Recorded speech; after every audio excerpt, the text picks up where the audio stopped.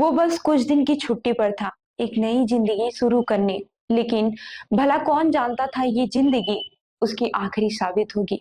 यह शब्द उस 26 वर्षीय नौसेना के अधिकारी विनय नरवाल के बारे में है, जिनकी कहानी एक ताजा जख्म की तरह हमारे दिलों में बैठी हुई है। विनय, जिनकी सिर्फ 6 दिन पहले ही शादी हुई थी, अपनी नई दुल्हन के साथ कश्मीर में हनीमून मनाने गए थे। यह एक ऐसा पल था जिस पर उनके परिवार को गर्व था, उनकी पत्नी को उम्मीदें थी और खुद विनय ने नए जीवन की शुरुआत की थी। लेकिन किस्मत को भला कुछ और ही मंजूर था।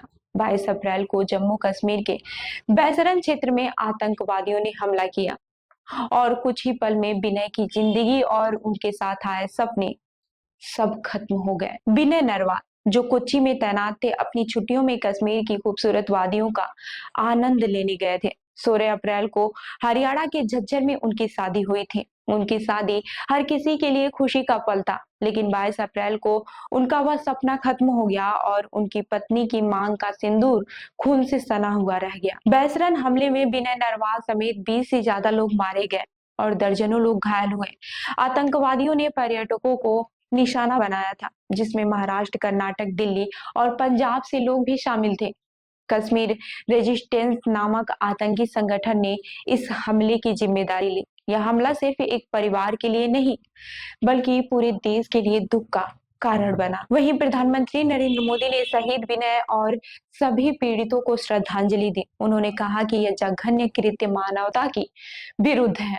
हमारा संकल्प आतंकवाद के खिलाफ पहले से भी ज्यादा मजबूत है।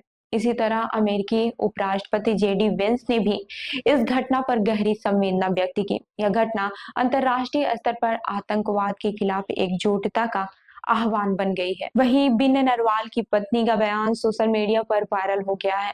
उसने कहा, माँ हमेशा कहती थी कश्मीर सबसे खूबसूरत जगह है, पर वहां मौत ने मेरा जीवन छीन लिया।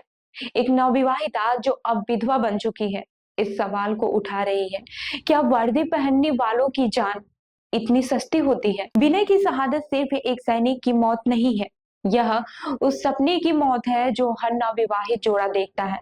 पहलगाम में हुआ यह आतंकी हमला सिर्फ एक व्यक्तिगत दुख नहीं है, यह हमारे राष्ट्र की आत्मा को भी घायल करता है। यह घटना हमें यह महसूस कराती है कि आतंकवाद के खिलाफ यह लड़ाई अब सिर्फ सरकार की नहीं, हम सबकी है। विनय की शहादत हमारे दिलों में गहरी छाप छोड़ चुकी है और हमें यह सवाल पूछने पर मजबूर कर रही है कि आतंकवाद से लड़ने के लिए हम कितने तैयार हैं। विनय नरवाल की कहानी ने एक बार फिर से यह साबित किया है कि हमारे सैनिक सिर्फ हमारी सीमाओं की रक्षा नहीं करते हैं, बल्कि हमारे लिए अपनी जान भी गंवा देते हैं। उनके बलिदान को कभी भुलाया नहीं जा सकता और यह हम सभी की जिम्मेदारी है। हम आतंकवाद के खिलाफ लड़ाई में साथ दें। विनय की शहादत ने न केवल देश के लिए एक नुकसान है, बल्कि यह उन सभी लोगों के लिए एक प्रेरणा बननी चाहिए जो देश की सेवा में अपने जीवन को समर्पित करते हैं। विनय की तरह हर सैनिक और शहीद की कहानी हमें यह सिखाती है कि हमें कभी भी आतंकवाद के आगे घुटने नहीं टेकना चाहिए, बल्कि हमें एकजुट होकर इसके खिलाफ खड़ा होना चाहिए। तो इस खबर पर आपकी क्या राय है, हमें जरूर बताएं और ऐसी ही अन्य खबरों के लिए हमारे चैनल को लाइक करें, शेयर करें और सब्सक्राइब करें। मिलते हैं अगली खबर में, तब तक के लिए देखते रहिए लखनऊ सुपरफास्ट न्यूज। धन्यवाद।